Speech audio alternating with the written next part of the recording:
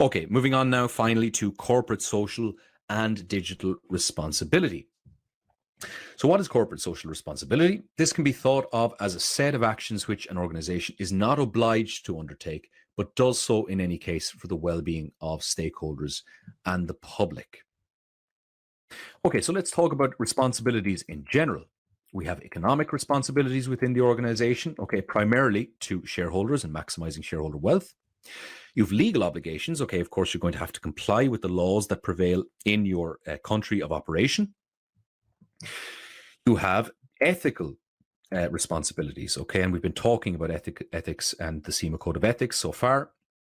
And then we have what are called philanthropic duties or obligations. Okay, now these last two, these are the two that correspond to corporate social responsibility. Complying with economic and legal, these are the minimum requirements when it comes to obligations of the organization, and they're generally not considered to be a part of corporate social responsibility. Every organization is expected to comply with economic and legal obligations.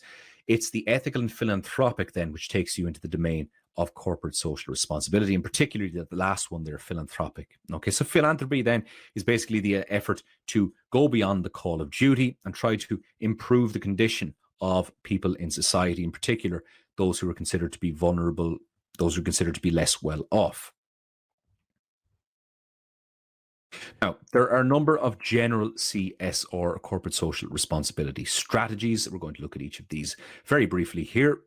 We're going to come back to these further on in your enterprise studies, but we'll look at them just in a brief right now. The proactive strategy of CSR, corporate social responsibility, and this is where basically the organization goes out of its way without any external prompting, okay, without any solicitation from the outside, when the board of directors willingly decides to try to contribute to society at large, pursuing ethical and philanthropic improvements, okay, in the society at large. That's the proactive strategy to corporate social responsibility.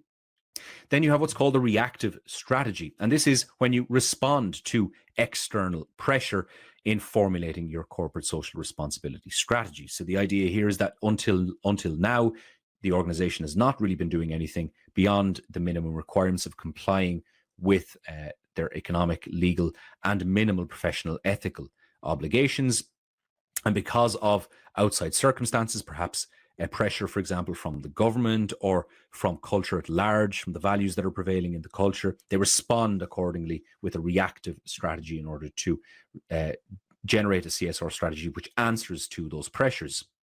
Then you have what's called the defense strategy. And this is where you are trying to either minimize your obligations, okay, to minimize the extent to which you actually have to engage in CSR strategies, or indeed avoid them entirely. Okay, so it's not much of a strategy, really. It's quite defensive, and you're just trying to do the bare minimum that you can do in order to claim that you are corporate socially responsible.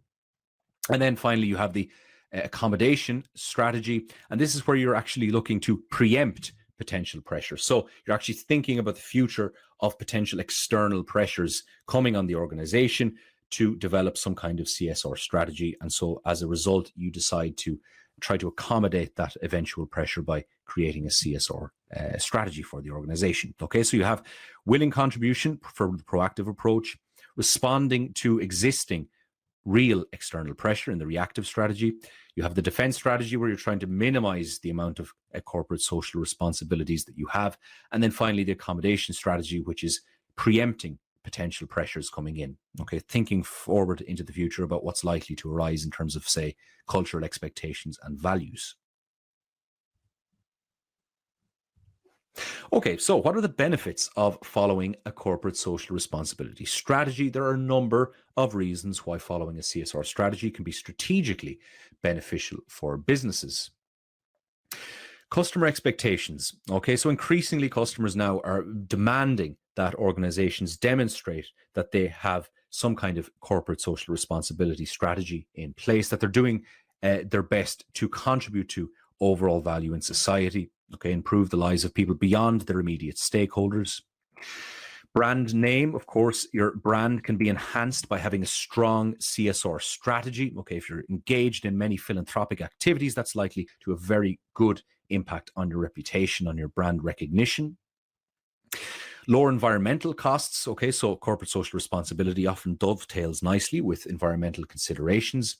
Going out of your way, for example, to ensure that your carbon emissions are low, that your environmental footprint is low. This can actually have benefits from a cost maintenance point of view as well. Often it's the case that pursuing certain kinds of energy efficiency plans and guidelines with a view to minimizing environmental impact can also have benefits from a cost perspective, keeping costs low.